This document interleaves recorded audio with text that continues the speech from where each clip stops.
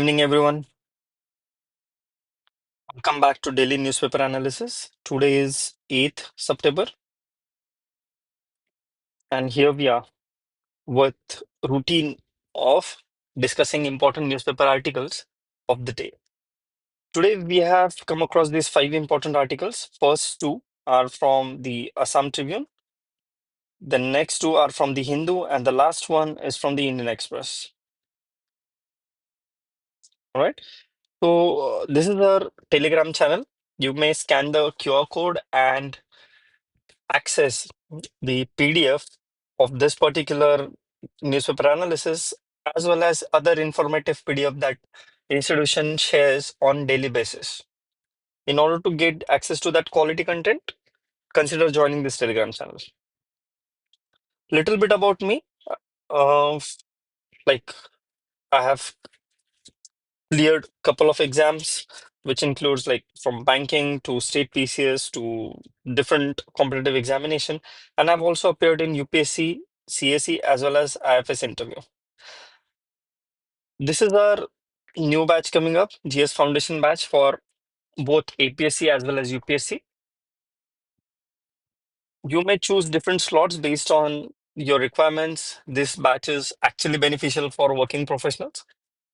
And as you see that we have faculties who are experienced and have mentored multiple students in clearing final rank. Without any further ado, let's move forward. We'll be discussing these five important news articles. First is Dr. Bhupen Hazarika ji's birth centenary. We can see from GS1, GS4 as well as GS5 paper. Then the next article is about unique music classes. Then judiciary as the conscience keeper. Then India's FDI story from GS3. And then from Indian Express, the graying with the grace. So let's move forward. आज Bhupen Hazarika sir को, who's a beloved uh, musician, singer, he was like everything. If you talk about art and culture, if you talk about the art and cultural history of independent India, no book can be written without mentioning Honorable Bhupen Hazarika sir's name. He was indeed a true Bharat Ratna. So, what is the context of it? Centenary celebration का मतलब होता है 100 years. Sir के 100th birthday के लिए doctor Bharat Ratna doctor Bhupen Hazare जी का 100th birth का celebration, the centenary celebration 8 सितंबर को, मतलब आज से स्टार्ट हुआ असम में. Honorable Prime Minister Sri Narendra Modi ji will be officially inaugurating this celebration on 13th of September. To celebrate this for year long, the government of Assam and the central government will jointly be organizing events across the Assam, in Delhi, in Arunachal Pradesh, in Kolkata, and in Mumbai. About Dr. Bhupen Hazarika, uh, it would be inappropriate to share this because every single person of Assam knows about this gentleman. Locally known as Sudakantha, meaning Night Angel of the Brahmaputra. He was born in Sadia district of Assam, and his personality was multidimensional, multifaceted. He was not just singer, but also lyricist, music composer. He was a poet. He was a filmmaker. He was a brilliant intellectual academic, and also a social reformer and politician. Academically, he pursued his education from Cotton College, then BHU, and also went abroad to pursue his further studies from Columbia University of USA. जो Assamese फोक tradition है, जो folklore है, उसको ऊपर sir का बहुत ज्यादा influence रहा है. He has also influenced international icons like Paul Robeson. I might be mispronouncing the name of Robeson, but please forgive me for that. He also inspired the Indian cultural figures such as Jyoti Prasad Agarwala or Vishnu Prasad Rabha. His contribution is immense. I mean, it would be wrong. ये बहुत ज्यादा गलत हो जाएगा कि Hazarika sir का contribution को एक पीडीएफ में या एक स्लाइड में हम जॉट डाउन कर पाए, but still will try and do it. उनका जो म्यूजिक एंड आर्ट का जो कंट्रीब्यूशन था, उनके जो सॉन्ग्स थे, दे promoted the ideas of social justice, the idea of humanism, the idea of unity, and the idea of compassion. We often hear that compassion ethics में आ जाता है। compassion क्या होता है? Compassion is empathy plus action is compassion, right? So he did not stop only at empathy, but he also, through his artistic endeavors, he promoted actions which was empathetic in nature. Through his music and art, he gave voice to the workers. He spoke about the issues of farmers. He spoke about the issues of tea garden laborers. He spoke about the women and the marginalized group.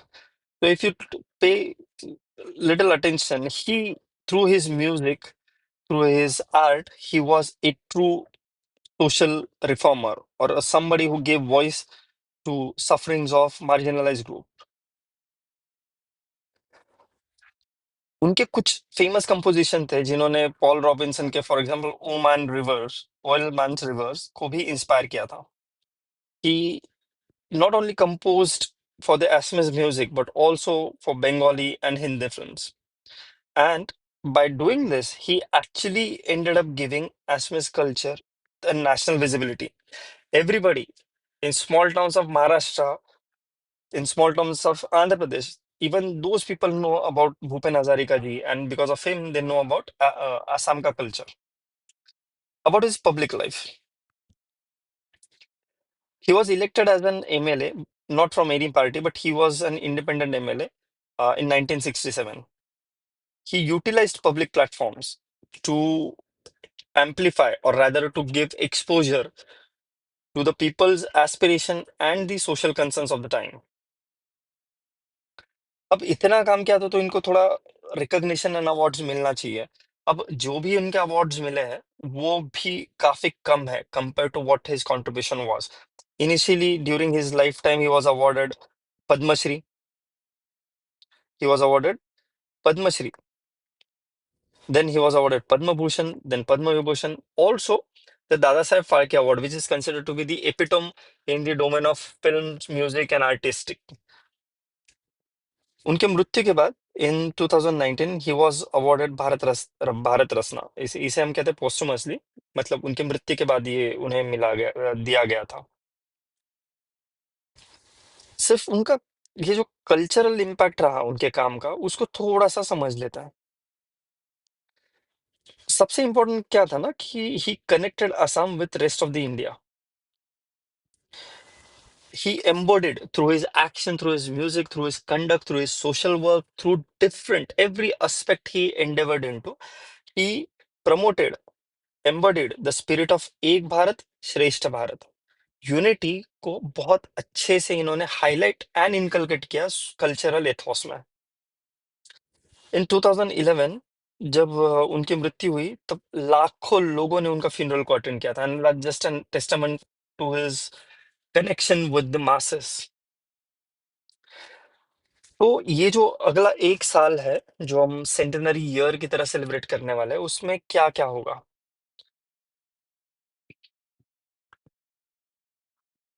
First, music classes launch किए जाएंगे in Assam model schools.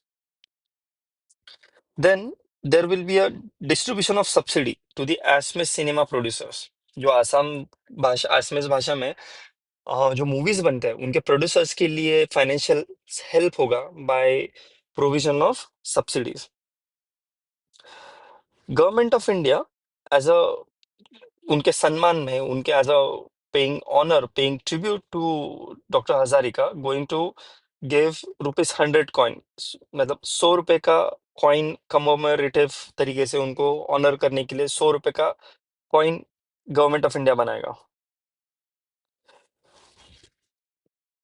जितने भी libraries है across libraries, 10 lakh biographies of doctor Hazarika will be distributed and made be will be made available for common folks, common लोगों के लिए, उनको पढ़ने के लिए, उनके नॉलेज में एडिशन करने के लिए, उनके बारे में बताने के लिए 10 lakh 1 million biographies of Dr. Hazarika will be distributed.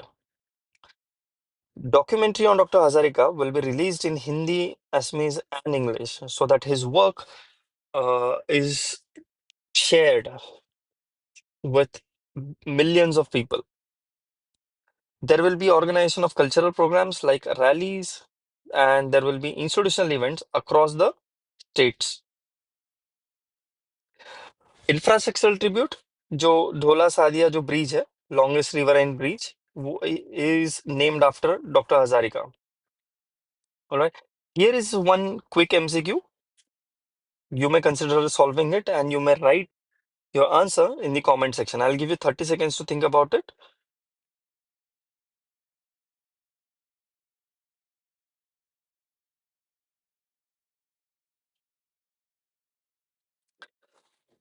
Okay. Statement 4 is absolutely wrong. So statement 4 gaya. So you're left with option A or B. So means 1 and 2 are correct. He served as a MLA in 60s. Yes. So our correct answer is option A. All right. Let's move on to the next chapter. Next article. This is also from the Assam Tribune.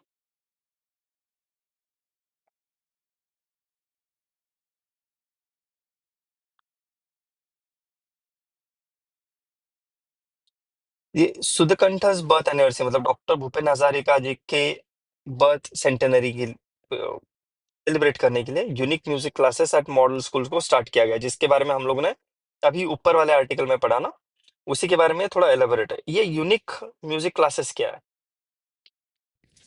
Like we discuss early, ये it is a part of year long celebration of doctor Bhupen Hazarika's birth centenary.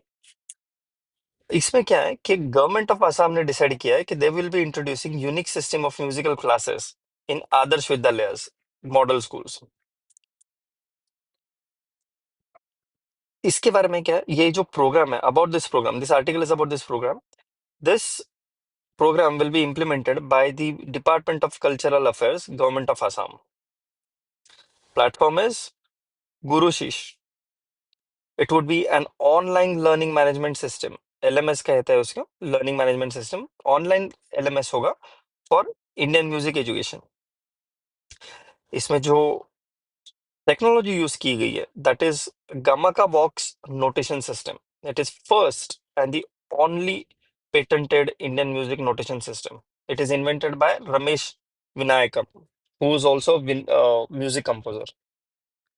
इसमें highlight करने वाली बात क्या है, it is the first and the only patented Indian music notation system है। ठीक है, इनके इन्वेंटर कौन है? रमेश विनायकम, जो खुद एक म्यूजिक कंपोजर है। ये जो गमाका बॉक्स नोटेशन सिस्टम है, इसके फीचर्स क्या है? जो नुआंस्ड मेलोडिक मूवमेंट्स होते हैं, गमक जिसे कहा जाता है, ये बहुत ही थोड़ा, मतलब ये जिनको अगर म्यूजिक समझ में नहीं आता है उनके लिए बहुत ज्यादा कॉम्प्लिकेटेड या डिफिकल्ट असेसमेंट हो सकता है, डिफिकल्ट हो सकता है उनके अंडरस्टैंडिंग के लिए। लेकिन ये जीबीएनएस सिस्टम जो है, that captures and simplifies this complex structure, और वो सबके लिए सिंपल वे में प्रेजेंट कर देता है। It is also the first ever structured attempt to bring notation-based pedagogy to Indian classical and folk music. इसके पहले इसको ट्राई नहीं किया गया। It is first time it is going to happen. ये जो GBNS system है, it supports not only Hindustani classical but also Carnatic classical music, films, and also the folk music. It actually what it is the blend of technology and the tradition. थोड़ा सा इससे music को समझ पाना, music को सीख पाना थोड़ा बेटर एक्सपीरियंस हो जाएगा। उसका प्रिजर्वेशन म्यूजिक का और उसकी एक्सेसिबिलिटी सबके लिए ओपन हो जाएगी। अब इस सब का एजुकेशन के लिए क्या सिग्निफिकेंस है? ये सिस्टम का सिग्निफिकेंस फॉर एजुकेशनल पर्पसेस कि ये it provides structured, engaging and simplified way of learning Indian music. ये सिर्फ इंस्टीट्यूशंस के लिए नहीं, बिल्कुल, but for teachers also it provides resources. इसमें टीचर्स, इंस्टीट्यूशंस एंड स्टूडेंट्स सबको इसमें बेनिफिट होगा। This idea is in alignment with the National Education Policy of 2020. It recognizes art and music as being on par with the sciences. हम लोगों का tendency है ना कि जो साइंस है, core science, physics, chemistry, biology या मैथमेटिक्स, इनको हम बहुत ज्यादा तवज्जो, बहुत ज्यादा इंपॉर्टेंस देते हैं, बहुत ज्यादा एम्फसाइज करते हैं, और जो आर्टिस्टिक सब्जेक्ट्स होते हैं उनको निग्लेक्ट किया जाता है।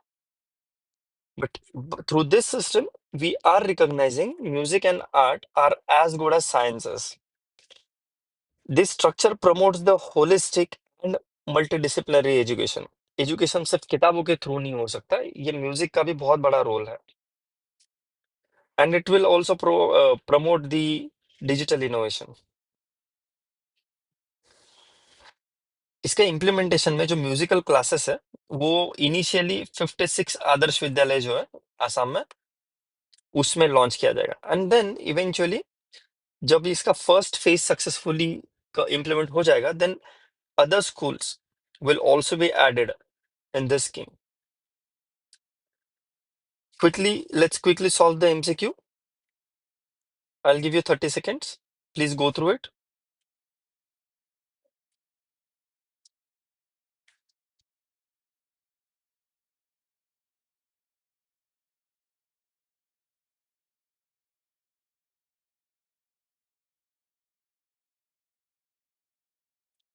बहुत सिंपल क्वेश्चंस बनाए हैं।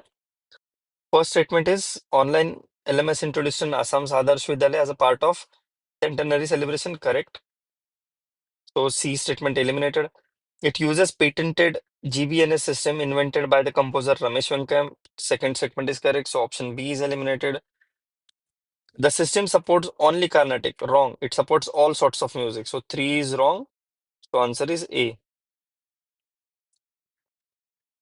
All right. Let's move to the next article. It is from the Hindu. It talks about the role of judiciary. It talks about that judiciary has to be a conscience keeper of the society. मतलब judiciary का purpose popular होना नहीं हो सकता। Judiciary can not focus on being popular, but it should focus on being principled. अपने Ethos, अपने principal के ऊपर चलने वाला सिस्टम को इसको बनना पड़ेगा।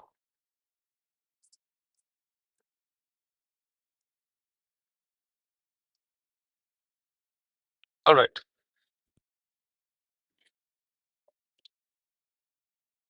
आर्टिकल ये कह रहा है कि it is discussing the role of judiciary as a principled institution and not carried away or swayed away by the element of popularity or element of ideologies or by the public pressure. For example जो recent cases रहे, मतलब दिल्ली के right conspiracy या UAPA, मतलब या CAA या अयोध्या या Zakia Jafri case, इन ये हाईलाइट के जुडिशरी का role is balancing one. Key takeaways from this particular articles are from the judiciary's role perspective, from the perspective of constitutional morality, from the perspective of principled decisions, and then we see a relation between judiciary and society. जो judiciary का role जो है ना, that must be guided by the constitution and not by the popularity or political ideologies. It has to, judiciary has to act as a guardian of the rights and freedom. The role of judiciary involves striking down the unconstitutional laws, even if that decision is unpopular. On the front of constitutional morality, Dr. Babasaheb Ambedkar, who is the father of Indian Constitution, had warned. He had said that democracy, true democracy का बुनियाद जो है वो not only on the majority but on the constitutional morality. ये constitutional morality को protect करने का काम, या उसको उसके in the light of the constitutional morality, the decision needs to be taken by the judiciary. What we need for judiciary is the constitutional methods and not the extra constitutional means for achieving the political or the social goals. It has to go by the book of the constitution. About principal decision, judiciary has often been criticized for the verdicts. For example, जो constitutional amendment act का protest हुआ था, या जो अयोध्या के बारे में जो डिसीजन आया था, या जाकिया जाफरी केस में जो था, इसमें थोड़ा सा उनके ऊपर क्रिटिसिज्म हुआ था। येट वो they have remain custodians of the justice. ये जो जुडिशरी है, it has to be respected, to be accepted, to be appreciated by the common masses. ये तभी होगा जब उसकी लेजिटिमेसी को कॉमन मासेस एक्सेप्ट करेंगे। एंड उसकी जो लेजिटिमेसी है ऑफ द जुडिशरीज डिसीजन और functioning, it rests heavily on the fairness, it rests heavily on impartiality, and it rests heavily on the adherence to the constitutional values. अगर ये fairness, impartiality या constitutional values के साथ वाला जो उनका adherence है, अगर उसको वो फॉलो नहीं करेंगे तो उनकी लेजिटिमेसी धीरे धीरे इरोड होने लग जाएगी, विश्वास कम होने लग जाएगा। जुडिशरी एंड सोसाइटी, जुडिशरी का काम जनता को खुश करना नहीं है। Judiciary is not there to please the society. जनता को खुश करने के लिए जुडिशरी नहीं है, उसका काम है to preserve the rule of law. Judiciary protects the democracy by upholding the rights even of unpopular individuals and groups. अगर कुछ ग्रुप्स है जो अनपॉपुलर है, उनके भी राइट्स को प्रोटेक्ट करना जुडिशरी का काम है।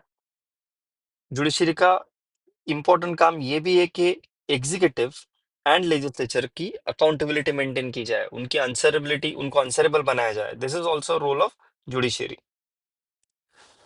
Here is the quick MCQ, try and solve this. I give you 30 seconds.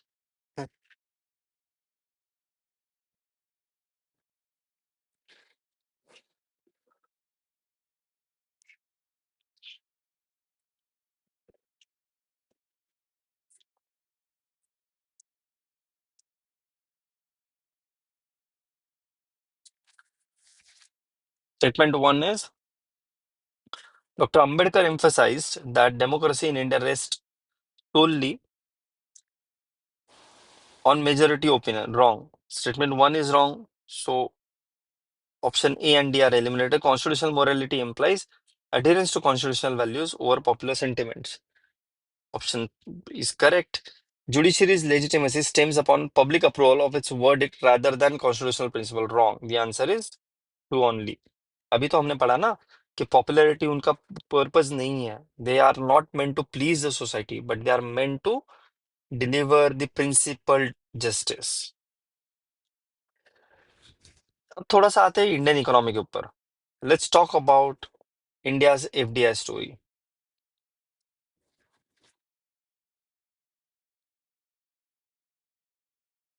Recently ये ऑब्जर्व किया गया है कि there are certain foreign firms, कुछ फॉरेन कंपनियां हैं जो इंडिया में इन्वेस्ट करती है और शॉर्ट टर्म प्रॉफिट लेकर बाहर निकल जाती है। और जो इंडियन कंपनीज है वो आज बाहर के देशों में, अब्रॉड में इन्वेस्ट कर रही है। ये दोनों का मतलब क्या है? कुछ तो सिस्टमेटिक लैकुनाज है जो हमें इंडियन इकोनॉमी के कंटेक्स्ट में एड्रेस करने बहुत जरूरी है ना? आप ये समझिए कि जो अब्रॉड की कंट्रीज है, मतलब फॉरेन कंपनीज है, जो फॉरेन कंपनीज है वो इंडिया में शॉर्ट टर्म के लिए इन्वेस्ट करती है, प्रॉफिट निकालती है and they are going back. और जो इंडियन कंपनीज है, जो वो इंडिया में इन्वेस्ट करने की जगह पे वो फॉरेन में इन्वेस्ट कर रही है। इसका मतलब क्या है कि इंडिया में जो सिस्टम है वहां पे कुछ ना कुछ तो लैक्यूनाज है जिसको वो एक्सप्लॉइट कर रहे हैं या फिर जिसके वजह से वो भाग रहे हैं, है ना? तो कंटेक्स्ट क्या है? एफडीआई जो है ना, that has been the key driver of India's industrial modernization since 1991 reform. 1991 में हमारे जो लिबरलाइजेशन ग्लोबलाइजेशन वाला जो रिफॉर्म हुआ, उसके बाद से जो मॉडर्नाइजेशन हुआ, इंडस्ट्रियल मॉडर्नाइजेशन, उसमें एफडीआई का बहुत बड़ा रोल रहा है। बट रिसेंट ट्रेंड जो है, जो रिसेंट हिस्ट्री है, उसमें ये दिख रहा है कि there is a divergence between FDIs inflows and FDIs outflows. जो मार्केट जो इंडिया में आ रहा है, जो इंडिया से बाहर जा रहा है, उसके बीच में गैप बढ़ रहा है। It and that leads to raising concerns over the sustainability of the capital and the domestic investment climate. ये आर्टिकल द हिंदू से है, और इसके की टेक अवेज क्या है अबाउट एफडीआई ट्रेंड्स है। जो इन्वेस्टमेंट पैटर्न है उसमें जो शिफ्ट दिखाई दे रहा है, उसके बारे में ये आर्टिकल बात करता है। It highlights the side of the outward FDI, मतलब जो इंडिया से बाहर जाने वाला एफडीआई है, उसके उसको वो हाईलाइट करता है। This article also talks about the challenges the system faces, and it suggests some measures to control the situation and make it better. So let's analyze one by one. FDI trends में हम लोग, like the article highlights कि देर 2024-25 में $81 billion का inflow हुआ है, gross inflow, जो previous year से ऑलमोस्ट 14% एक्स्ट्रा है। मतलब एफडीआई हैज इंक्रीज्ड। लेकिन जो नेट इनफ्लोज है, मतलब जो इंडिया के अंदर एफडीआई आया और इंडिया से बाहर जो इन्वेस्टमेंट के लिए एफडीआई गया, उसके difference is just $0.4 billion. Only $0.4 billion है जो नेट इंडिया में इनफ्लो रहा। जो डिसइन्वेस्टमेंट है, that has surge to 51.4 billion, that is around 63% of gross inflows है वो। ये इन्वेस्टमेंट पैटर्न में क्या शिफ्ट दिखाई दे रहा है? ये पहले जो long term industrial manufacturing sector में जो इन्वेस्टमेंट होता था, वो अब इन्वेस्टमेंट आ रहा है short term profit seeking sectors में। जैसे कि मतलब पहले जो लॉन्ग टर्म जो होता था, वो मतलब 2 साल, 10 साल, 15 साल के लिए एफडीआई आता था, क्योंकि वो फैक्ट्रीज में, मैन्युफैक्चरिंग इंडस्ट्री में इन्वेस्ट करते थे। लेकिन अभी जो आ रहा है ना, वो शॉर्ट टर्म, मतलब 6 महीने, 1 साल, 3 महीने, ऐसे शॉर्ट टर्म प्रॉफिट सीकिंग जो सेक्टर्स हैं, जैसे कि फाइनेंशियल सर्विसेज है, फिनटेक है, या एनर्जी डिस्ट्रीब्यूशन है, या हॉस्पिटलिटी, होटल इंडस्ट्री है, उसमें अब ज्यादा वाला एफडीआई आ रहा है। जो मैन्युफैक्चरिंग का जो शेयर था एफडीआई में, वो it has been drop to just 12% now. आज भी जो मेजोरिटी ऑफ द एफडीआई का इन्फ्लो है, वो इन दो जगह से आता है। एक है सिंगापुर और एक है दूसरा है मॉरिशस। ये दोनों भी टैक्स हेवन की तरह देखे जाता है।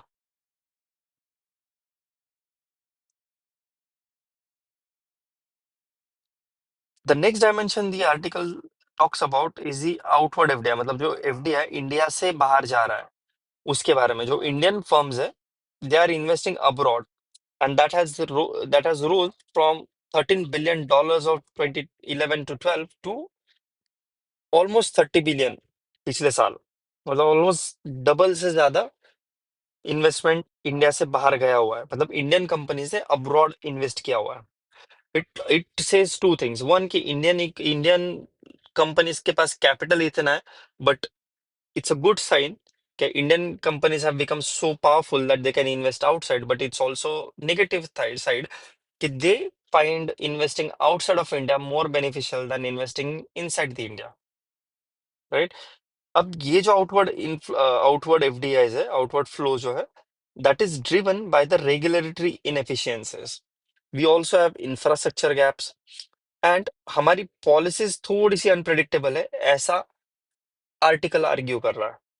Cause of which the investors are thinking of investing outside of India. अब सिस्टमेटिक चैलेंजेस क्या है? एक, again like we said, like we saw, regulatory opacity, opacity का मतलब होता है absence of transparency, clear transparency ना होने की वजह से ओपेसिटी बिल्डअप होती है। The second challenge is legal unpredictability. Third is we have governance issues, for example. और ये जो ऑल दोज थ्री, मतलब ट्रांसपेरेंट रेगुलेटरी सिस्टम का ना होना, या लीगली ये सिस्टम अनप्रडिक्टेबल बन जाना, या गवर्नेंस के जो इश्यूज है, ये इन्वेस्टर्स को डिटर करता है, that the fear is generated amongst the investor. Challenge और क्या है, जो नेट कैपिटल है उसका रिटेंशन कर पाना बहुत मुश्किल है। इट इज वन थिंग कि बाहर से कैपिटल इंडिया में आए, और इस ये it's another thing to retain that talent, retain that capital within the country, within the economy. अब because the retention is low, it impacts its impact on the industrial growth or on job or on technology is very limited. ये बहुत ज्यादा inbound FDI, बहुत ज्यादा outbound FDI जो है, it also risk on BOP stability. BOP is balance of payment stability. It impacts rupee का cushioning effect, and it also impacts the flexibility of monetary policy. Monetary policy RBI जो देता है, उसके flexibility के ऊपर भी इसका इम्पैक्ट होता है। ये तो हो गए सारे प्रॉब्लम्स, है ना। इसमें से रास्ता कैसे निकाला जाए, what is the solution for this, what is the way forward. Way forward इसमें फर्स्ट एस्पेक्ट है कि एफडीआई के क्वालिटी, ड्यूरेबिलिटी, मतलब कितना टाइम ये रहेगा, एंड अलाइनमेंट को नेशनल प्रायोरिटी के साथ रखना चाहिए। रेगुलेशंस एंड पॉलिसी स्टेबिलिटी, ये दोनों को सिंप्लीफाई करना चाहिए। Like it is important to simplify the regulations and it is important to ensure the policy stability. We also need to invest in infrastructure. We need to invest in human capital. We need to invest in skill set. ये जो FDI है, that should we should try and create a conducive environment. ऐसा environment बनाने की जरूरत है जहां पे हाई वैल्यू सेक्टर्स को एफडीआई टारगेट करे, like advanced manufacturing, like clean energy, like technological development इस जोन में। Here is quick MCQ. I'll give you 30 seconds to go through it, and I would expect you to write the answers in comment section.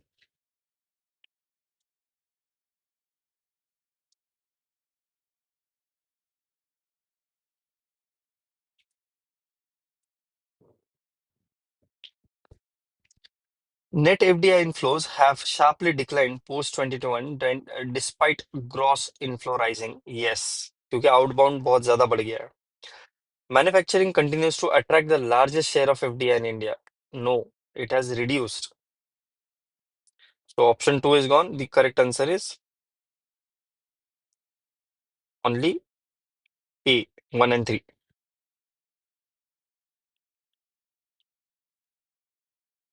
Here is the last article of the day, Graying with the Grace. This article is from the Indian Express.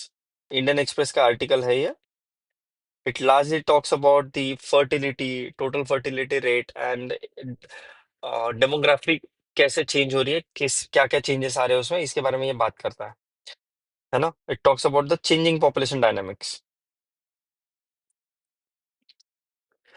जो sample registration system था 2023 का, it has given some की findings. ये की finding जो है वो ये बता रही है कि सीबीआर, सीबीआर का मतलब होता है क्रूड बर्थ रेट, कितने बच्चे, कितने बच्चों का जन्म हुआ है, वो 2022 में it was 19.1, now it has decline to 18.4। TFR जो है total fertility rate, that has decline to 1.9। TFR total fertility rate का मतलब है कि जो बायोलॉजिकल रिप्रोडक्टिव एज है उसमें अब कपल कितने बच्चों को जन्म दे रहे हैं, दैट इज नाउ 1.9। जो रिप्लेसमेंट लेवल टीएफआर का मतलब होता है कि ऐसा level, the number of childrens born 2.1 पे अगर होंगे तो पॉपुलेशन स्टेबल होगा, डिक्लाइन नहीं होगा। अगर 2.1 से ज्यादा है तो पॉपुलेशन बढ़ता रहेगा exponentially. Currently, it has fallen to 1.9 below the TFR, replacement level TFR. लेकिन इसमें वेरिएशन बहुत ज्यादा रीजनल वेरिएशन दिखाई देते हैं। Highest crude birth rate and total fertility rate ये बिहार में सबसे ज्यादा है। जहां पे नेशनल एवरेज 18.4 है क्रूड बर्थ रेट का, वही बिहार में 25.8 है। जहां national average of TFR total fertility rate is 1.9, वही बिहार में 2.8 है। सबसे कम crude birth rate was observed in Tamil Nadu which is like 12, Bihar में ऑलमोस्ट उसके डबल है। एंड लोएस्ट टीएफआर जो है वो दिल्ली में देखा गया विच इज 1.2, बिहार में इससे डबल से भी ज्यादा है। ये सर्वे दिखाता है कि सारे यूनियन टेरिटरीज एंड स्टेट्स में मिला के there are 18 states which are already below the replacement fertility rate. मतलब ये 18 यूनियन टेरिटरीज एंड स्टेट्स हैं who have less than 2.1 of TFR, replacement level से भी नीचे चला गया। जो एल्डरली पॉपुलेशन है 60 plus population, that has rose to 9.7%। Kerala has the highest at 15%। अब ये जो डेमोग्राफिक चेंजेस हो रहे हैं उसके implications क्या होंगे? It implies that India is entering into the demographic transition. That means there is a risk of aging population। जो आज जापान एक्सपीरियंस कर रहा है उस फेज में इंडिया एंटर करेगा, लेकिन आज नहीं, आज से 50 साल बाद उसका रिजल्ट देखेगा। आज इमिडिएटली रिजल्ट नहीं देगा, but at least we we can learn from the experience of the other countries which have aged. It is very important that we should age gracefully. That is why the title of the article is graying with the grace, मतलब gracefully age करना। इसके implication में क्या है? It uh, proposes challenges। एक तो है financial and pension security, दूसरा है हेल्थ केयर, तीसरा है सोशल सपोर्ट एंड चौथा है एल्डरली फ्रेंडली इंफ्रास्ट्रक्चर। जो बस स्टैंड्स है, जो रेलवे स्टेशन है, जो बेसिक ब्रिज क्रॉस करने की फैसिलिटी है, does it support the elderly? ये हमको सवाल पूछना पड़ेगा। इवन बेसिक रेलवे क्रॉसिंग जो है, does it support the elderly? We need to have infrastructure which is elderly friendly. India अभी भी still possesses a demographic dividend due to young workforce, right? And this demographic dividend has to be harnessed through skill development, through job creation, through social security reforms। अगर ये सब करेंगे तो we can utilize this demographic dividend to provide financial security and stability for the future। Let's quickly solve this question। बहुत simple question है। As per SRS report of 2023, which of the following states had the highest total fertility rate in India? Obviously, answer is Bihar. It was 2.8. ठीक है, national average was around 1.8। जो replacement level का TFR होता है वो होता है 2.1। और क्या हमने देखा कि 18 स्टेट्स एंड यूनियन टेरिटरीज है जिसका बिलो रिप्लेसमेंट लेवल टीएफआर चला गया है। Okay, alright, this was all from our side. Hope you learned few things. Thank you very much for joining us. Kindly consider joining the Telegram channel to get access to the important PDF and informative infographic documents. Have a good day. See you tomorrow.